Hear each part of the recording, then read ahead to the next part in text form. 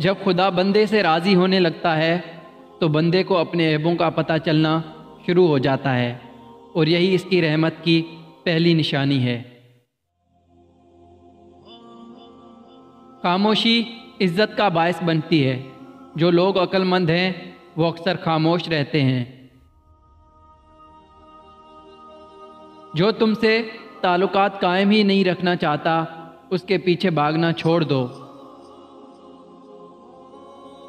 شک کی بیماری سے بچے رہو۔ شک دل کے نور کو مٹا دیتا ہے اور یقین کو بگاڑ دیتا ہے۔ شک دین کو برباد کر دیتا ہے۔